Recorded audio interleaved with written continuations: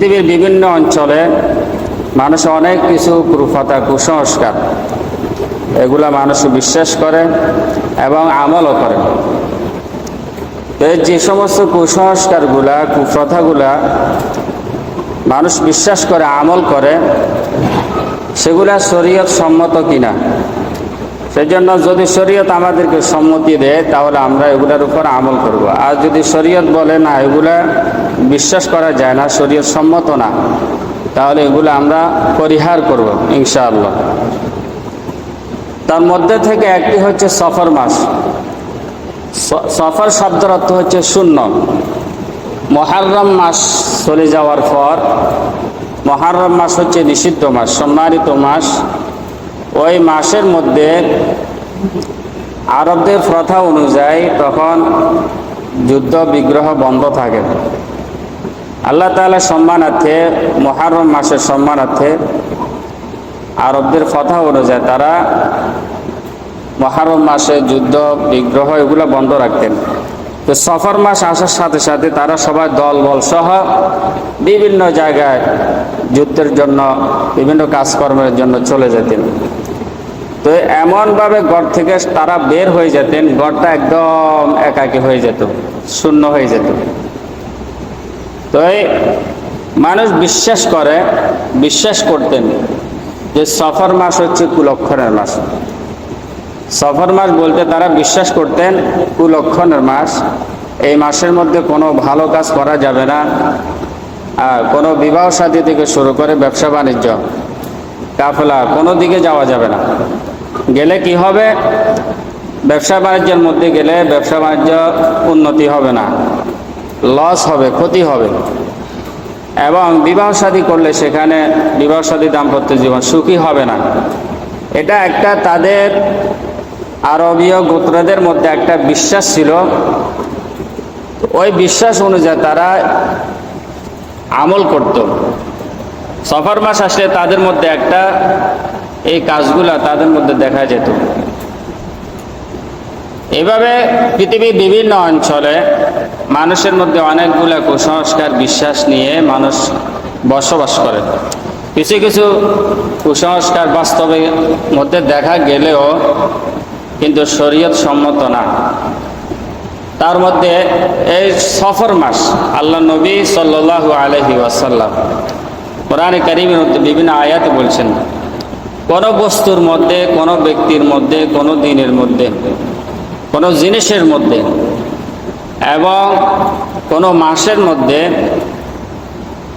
অশুভ কুলক্ষণ আছে মনে করা মস্ত বড় গুনাহ।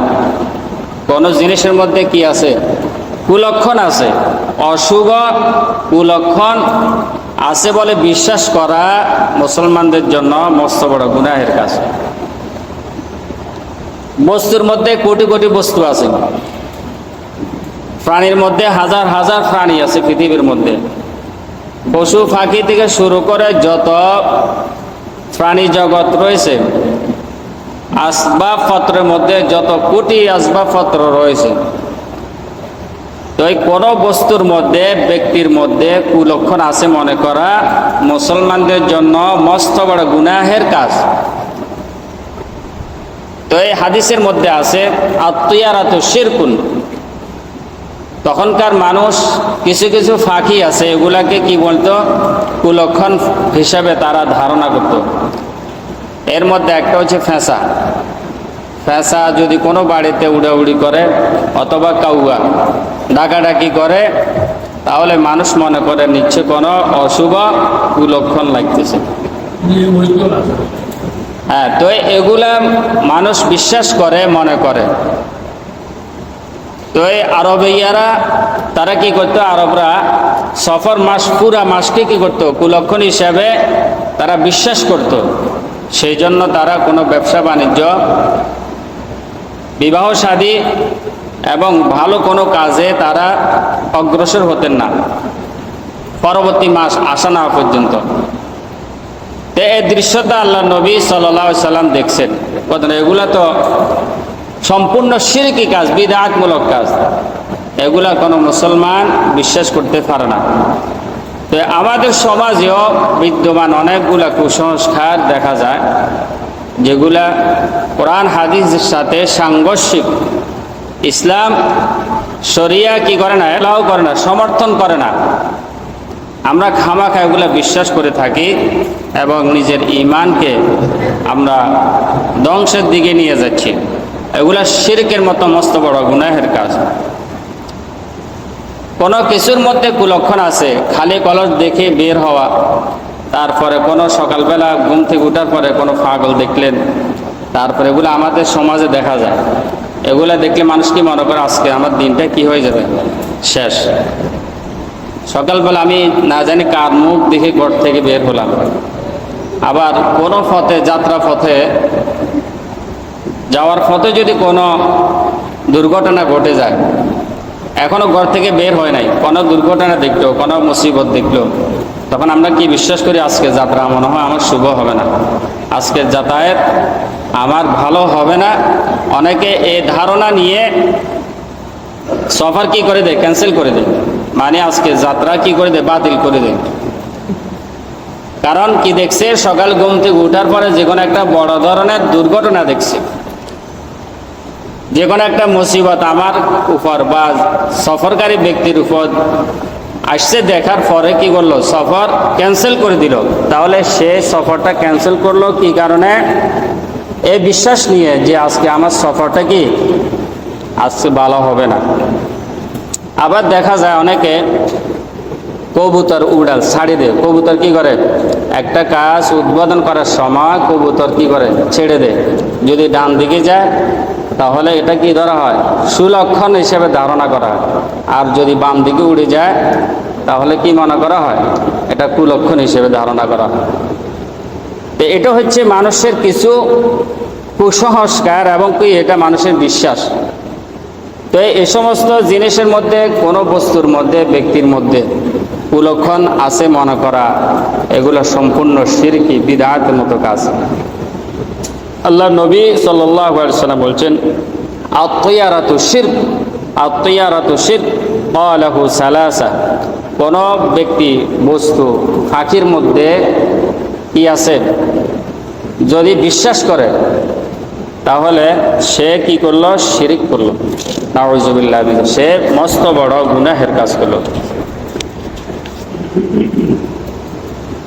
একটা হাদিসের মধ্যে আছে, ক্বালা রাসূলুল্লাহ সাল্লাল্লাহু আলাইহি ওয়াসাল্লাম, লা সফরা লা আদওয়া ওয়ালা তিয়ারাতা ওয়ালা হামাতা ওয়ালা সফর। লা আদওয়া ওয়ালা তিয়ারাতা ওয়ালা হামাতা ওয়ালা সফর। ছোঁয়াচি রোগ, মানুষ ছোঁয়াচি রোগ বলে অনেক কিছু রোগকে মনে করে একজনের গায়ে থেকে আরেকজনের গায়ের মধ্যে লাগে। তো আমরা মনে করে থাকি, এটাকে আমরা দেশীয় ভাষায় ছোঁয়াচি রোগ বলে থাকি। আল্লাহ নবী বলছেন, ছোঁয়াচি রোগ বলতে কোনো কিছু রোগকে কি করা যাবে না, বিশ্বাস করা যাবে না। তো একটা ওটের মধ্যে এক সাহাবী আল্লাহ, ইয়া রাসূলুল্লাহ, আমার ওটের ফালের মধ্যে একটি ওটের মধ্যে কি হয়েছে, খুরা রোগ হয়েছে। এখন এটার সাথে যদি আরেকটা রাখি তাহলে তাকে কি ধরবে, খুরা রোগে ধরবে। এটা একটা ছোঁয়াচি রোগ। তো আল্লাহ নবী উপমা দিলেন, বুঝালেন।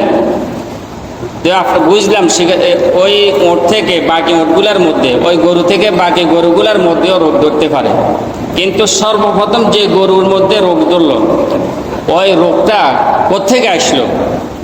সর্বপ্রথম যে ওটের মধ্যে রোগ আক্রান্ত হলো, এক ঘরের মধ্যে একজন ব্যক্তিকে একটা রোগে আক্রান্ত হলো। তো আমরা তাকে মনে করি তার সাথে মিশলে, তার সাথে কথা বললে, তার জামা কাপড় কোনো ব্যক্তির গায়ের সাথে লাগলে তার রোগটা আমার কাছে চলে আসবে। কোনো বাড়ির একজন সদস্যের মধ্যে একটা রোগ হলো, ওই রোগীকে আমরা এমনভাবে বয়কট করি, তার আশেপাশে আমরা ঘেঁষতে চাই না, এই ভয়ে যে তার রোগটা আমার কাছে চলে আসতে পারে। এই ভয় করাটার নাম হচ্ছে শিরিক। এরকম ভয় করার নাম শিরিক। তো বাড়ির মধ্যে অনেকজন সদস্য রয়েছে, ধরেন 15-20 জন মানুষ রয়েছে একটা বাড়ির মধ্যে, অথবা 50 জন মানুষ রয়েছে। তো আমরা বাকি 49 জন মানুষ তার থেকে বাঁচার জন্য অনেক চেষ্টা করি। তার জামা কাপড় চলাফেরা সম্পূর্ণ তাকে আলাদা করে দিয়েছি। কারণ আমাদের বিশ্বাস ও তার যে রোগ আছে, রোগটা ছোঁয়াচে রোগ, তার রোগটা তার সাথে যদি আমরা মিশি, তার কাছে কিনা যদি যাই, তাহলে তার রোগটা আমাকে ধরবে। এই বিশ্বাস আছে কিনা? আছে। এই জন্য তার সাথে কথা বলতে দূর থেকে কথা বলে, তার জামা কাপড় ধরতে চায় না। তো আল্লাহ নবীর প্রশ্ন হলো, যারা এই বিশ্বাস নিয়ে থাকেন, আল্লাহ নবী সাল্লাল্লাহু আলাইহি সাল্লাম বলছেন যে সর্বপ্রথম ওই বাড়ির মধ্যে যাকে প্রথমে রোগ আক্রান্ত হলো, ওই রোগটা কোত্থেকে আসলো? ওই রোগটা কোত্থেকে আসলো? তো আল্লাহ যাকে ইচ্ছা তাকে যে কোনো জায়গা থাকুক, যে কোনো প্রান্তে থাকুক, যে কোনো অবস্থানে থাকুক, তাকে রোগে ধরবে, সে মরবে। তার যদি হায়াত যতদিন থাকবে, সে পৃথিবীর যে কোনো জায়গা থাকুক না কেন, সেখানে মালাকুল মাউত হাজির হবেন। এটা হচ্ছে আকীদা। এটার নাম হচ্ছে কি? আকীদা। মুসলমানদের এই আকীদার মধ্যে 100% ইয়াকিন থাকতে হবে। এর মধ্যে যদি একটু বেশ কম হয়, তাহলে তার আমলটা শিরকি পর্যায়ে আমল হিসেবে গণ্য হবে। কোন পর্যায়ের আমল? শিরকের মতন মস্ত বড় আমল হিসাবে গণ্য করা হবে। আর শিরকের মতন আমল যদি কোনো ব্যক্তি কাজ করে ফেলে, এটা মস্ত বড় গুনাহের কাজ যদি কোনো ব্যক্তি করে ফেলে, তাহলে তার জন্য পরকাল অত্যন্ত ভয়াবহ শাস্তির মুখোমুখি হতে হবে। তাহলে এক বাড়ির মধ্যে যদি কোনো ব্যক্তি রোগ আক্রান্ত হয়, তার থেকে বাঁচার জন্য যদি আমরা চেষ্টা করি, ঘৃণার সাথে তাকে প্রত্যাখ্যান করি, এই রোগটা তোর থেকে আসলো, তোর কারণে আজকে আমার বাড়িতে আমার মধ্যে ধরছে, এবং এরকম অনেকে বলা বলি করে, তোর কারণে তোর রোগটা আমাকে ধরছে, তোর কারণে তোর রোগটা আমাকে ধরছে, এভাবে বলা বলি করে। এই করোনার সময় দেখা গেছে অনেক মানুষকে ঘরবন্দি করা হয়েছে। করোনা থেকে বাঁচার জন্য অনেক দূর থেকে জিনিস আদান প্রদান করা হয়েছে। এটা একটা ভাইরাস। এ রোগ জীবাণু যা আছে এগুলো সবগুলো একটা ভাইরাস। ভাইরাস মানে এগুলা ধুলাবালি কণার মতো উঠতে থাকে। আপনি যত সতর্ক থাকুন না কেন, আপনাকে যখন কোনো রোগ আক্রান্ত করবে, আপনি সুরক্ষিত জায়গা, যত সুরক্ষিত জায়গার মধ্যে থাকুন না কেন, আপনাকে ধরবে যে কোনো রোগ। এটা একটা ভাইরাসের মতন। এই ছোঁয়াচে রোগ বলেন, জীবাণু বলেন, ভাইরাস বলেন, করোনা ভাইরাস বলেন, যেটাই বলেন, যাকে ধরার তাকে ধরবেই।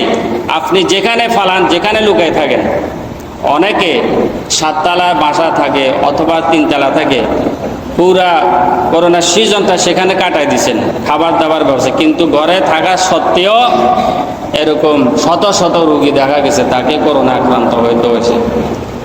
তো এই সমস্ত রোগ থেকে কোনো ব্যক্তি যদি হিংসা করে কোনো রোগীকে, তাহলে সে কি করলো? সে রোগীকে হিংসা করলো না, সে মস্ত বড় কবিরা গুনাহ করলো। কি করলো? সে যেন কবিরা গুনাহ করলো। আল্লাহ তাআলা আমাদেরকে বুঝার তৌফিক দান করুন। তার মধ্যে থেকে সফর মাসকে আরবিরা কি বলেন? এটা কুলক্ষণের মাস হিসেবে ধারণা করত। তো আসলে শুভ অশুভ, সুলক্ষণ কুলক্ষণ কোথায় আছে, এবং কল্যাণ অকল্যাণ কোথায় আছে, এগুলো আমরা একটু ব্যাখ্যা করার চেষ্টা করি। কুলক্ষণ কোথায় আছে? হাদিসে ফাতায় কোরআনে কারিমে বিভিন্ন আয়াতে কারিমা আল্লাহ তাআলা বলে দিয়েছেন কোথায় কোথায় কুলক্ষণ আছে, কোন কাজ করলে আপনার জীবন, দুনিয়া জীবন, পরকালীন জীবন শেষ হয়ে যাবে, সেগুলা বিভিন্ন হাদিসের ফাতা বলা হয়েছে, কোরআনে কারিমের মধ্যে বলা হয়েছে। 1 নম্বর যদি আমরা ধরি, ঘর থেকে মাতা পিতার নাফরমানি করা কি ভালো জিনিস নাকি খারাপ জিনিস? কোনো সন্তান যদি মাতা পিতার সাথে অন্যায় করে, মাতা পিতার হক আদায় না করে, কোনো বাবা যদি সন্তানের উপর জুলুম করে, কোনো বাবা মা 5টি সন্তান আছে, 2 সংসার আছে অথবা 3 সংসার আছে, বাবার উচিত ছিল সকল সন্তানদেরকে সমানভাবে সম্পত্তি কি করা? বন্টন করা। এখানে বাবারা কি করে? অনেক সময় সন্তানদের উপর জুলুম করে, এক সন্তানকে সব সম্পত্তি লিখে দিয়ে যায়, বাকি সন্তানরা মারামারি করে। আছে কি না? তো এটাকে সুলক্ষণ আর কুলক্ষণ? সেমভাবে সন্তানরাও যদি কোনো মা বাবাকে তার হকটা যথাযথভাবে আদায় করে না দেওয়া হয়, আদায় করে না দেয়, কোনো সন্তানরা সন্তান কর্তৃক মা বাবার উপর যদি জুলুম করে, হকটা পরিপূর্ণ আদায় না করে, এবং মা বাবাও যদি সন্তানের হকটা পরিপূর্ণ বুঝাই না দেয়, তাহলে এক্ষেত্রে মা ও বাবাও অপরাধী, ছেলে সন্তানরাও ছেলে সন্তানের হক আদায় না করার কারণে অপরাধী। তো এগুলা হচ্ছে কুলক্ষণ, অশুভ।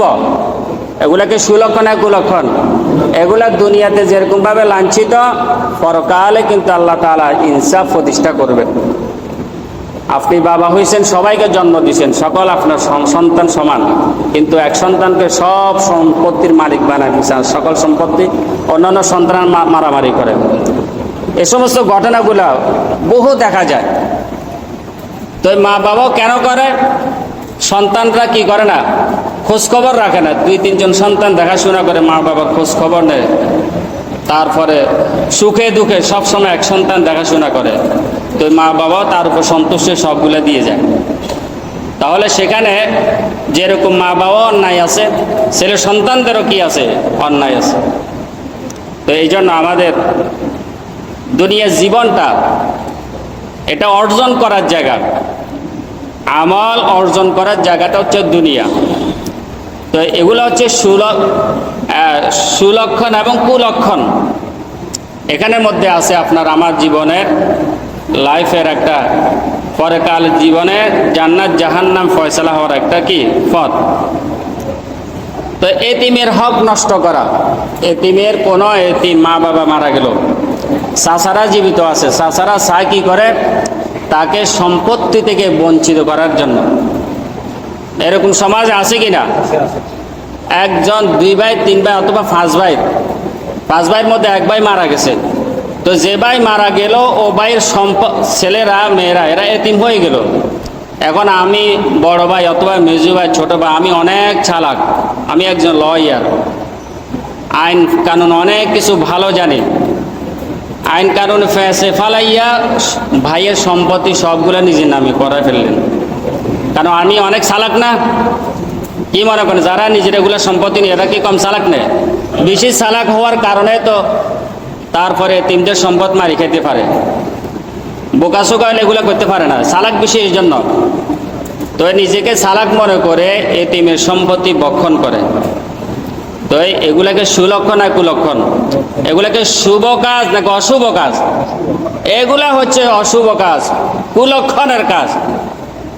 আপনি দুনিয়ার লাইফে যত উন্নতি করেন, এগুলা কিন্তু 5 to 5 হিসাব আল্লাহ তাআলা নিয়ে ছাড়বেন। আর এই সমস্ত অশুভ কুলক্ষণ কাজের জন্য পরকালীন জীবন আপনার জাহান্নামে যাওয়ার একটা কারণ। আমার আপনার জন্য এই দুনিয়া যে সমস্ত নিষিদ্ধ কাজগুলো আছে, এগুলো যদি আমরা করে বসি, তাহলে হতে পারে পরকালে আমার জাহান্নামে যাওয়ার জন্য এটা একটা কি হয়ে যেতে পারে, উসিলা হয়ে যেতে পারে। সবা পড়ি নাউযুবিল্লাহ। জাহান্নামে যাওয়ার জন্য একটা কি হয়ে যেতে পারে, উসিলা। উসিলা আল্লাহ তাআলা বান্দা বান্দীদেরকে জান্নাতে যাওয়ার জন্য শুধু একটা উসিলা তালাশ করবেন, একটা ভালো নেক আমলের উসিলা আল্লাহ তাআলা কোটি কোটি মানুষকে কি দিবেন, জান্নাত দিবেন। আবার কিছু কিছু মানুষকে একটা বদ আমলের কারণে, কি কারণে, একটা খারাপ আমলের কারণে এটাকে উসিলা করে কোনো ব্যক্তিকে আল্লাহ তাআলা অনেক মানুষকে দোজখে ফেলবেন। কিসের কারণে? একটা বদ আমলের কারণে। এই বদ আমলটা এটাও হতে পারে একটা মাতা পিতার সাথে জুলুম, এটা একটা বদ আমল হতে পারে। এতিমের সম্পদ নষ্ট করা, এটা একটা বদ আমলের উসিলা হতে পারে। তো নিজেকে চালাক মনে করে এতিমদের সম্পদ নিজের নামে করে নিয়েছেন। তো এটা হচ্ছে অশুভ কাজ, কুলক্ষণের কাজ। আমরা যেগুলোকে কুলক্ষণ মনে করি, এগুলো আমরা সারা জীবন বিশ্বাস না করলেও কিচ্ছু আসে যায় না, পার্থিব জীবনে কোনো ক্ষতি হবে না। আমরা যেগুলোকে কুলক্ষণ মনে করি, খালি কলস দেখলাম, আমার মনে আজকে দিনটা ভালো যাবে না। একজন পাগল ছাগল দেখলাম, আমার আজকে দিনটা ভালো হবে না, রুজি রোজগার ভালো হবে না। তারপরে এভাবে আজকে কাউয়া বাড়ির উপর ঘোরাঘুরি করতেছে, না জানি কোনো একটা বিপদ আসতেছে। এই আমরা যে সমস্ত কুসংস্কারগুলা, ওই পরীক্ষার্থীরা অনেকে পরীক্ষা চলতেছে, অনেক মারা দাদিরা কি করে, পরীক্ষার সময় ডিম খাওয়া যাবে না। কি খাওয়া যাবে না? পরীক্ষার সময় বাচ্চাদেরকে ডিম দেয় না।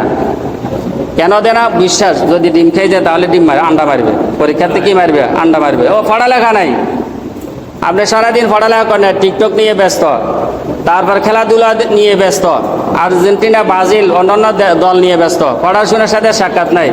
ওই যাওয়ার সময় ডিম খেলে পরীক্ষা ভালো ফলাফল পাওয়া যাবে না। একটা কুসংস্কার। ওই শিক্ষামন্ত্রীর বিরুদ্ধে লাগে গেছে পদত্যাগ, কারণ সে পরীক্ষা কঠিন করতেছে।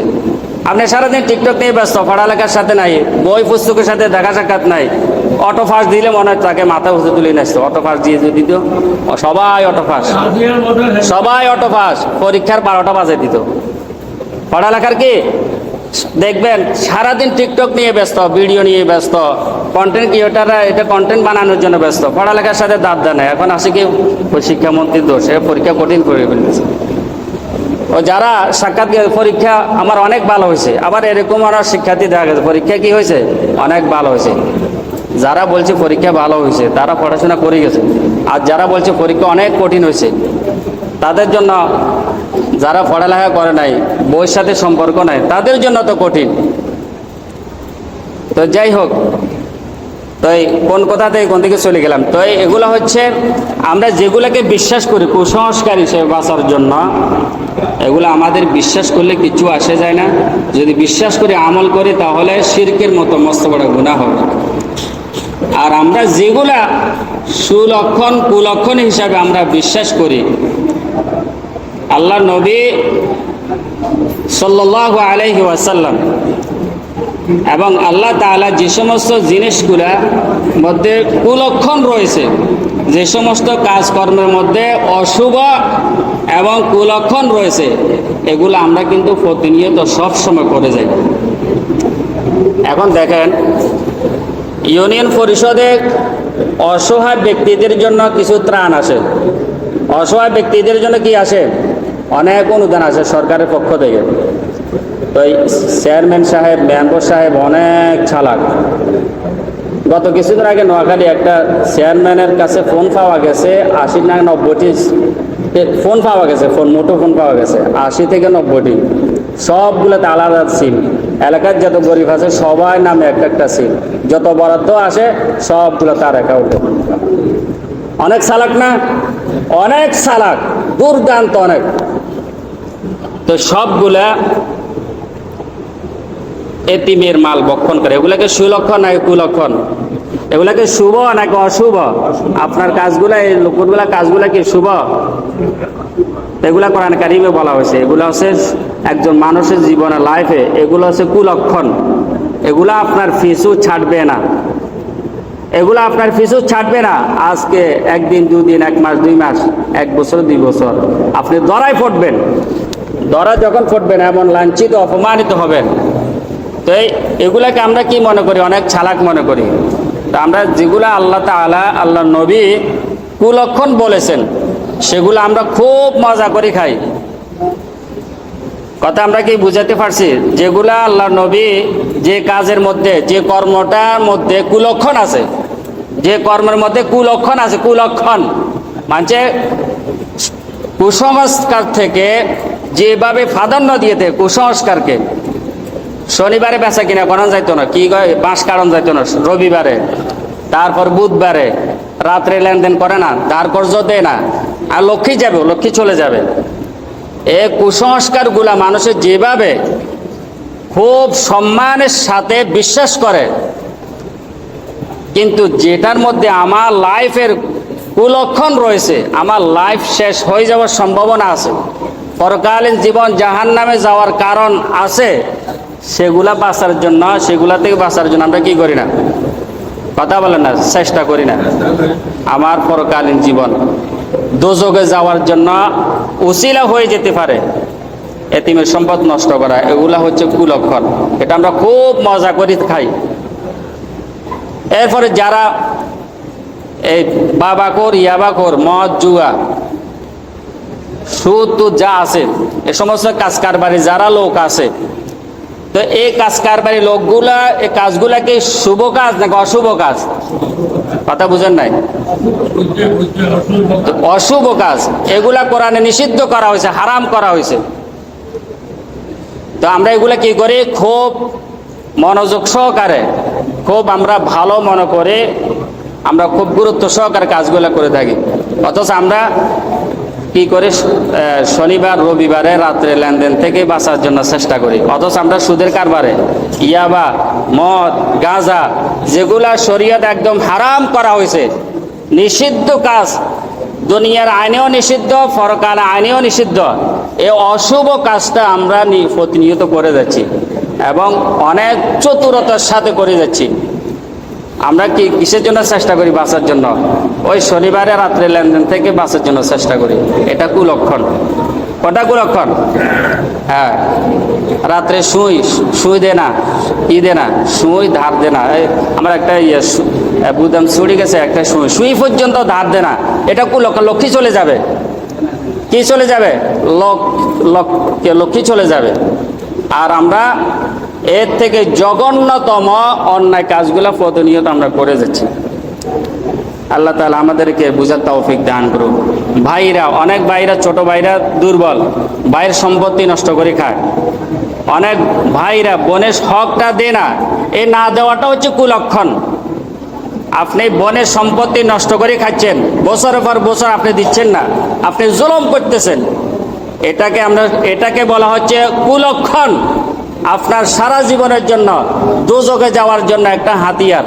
আপনার বোনের সম্পদ হক দেন নাই কেন? আর অথচ আপনি রাত্রেবেলা 5 টাকা দাঁত সাইতে আইলো দেন না, এটাকে আপনি কুলক্ষণ মনে করেন।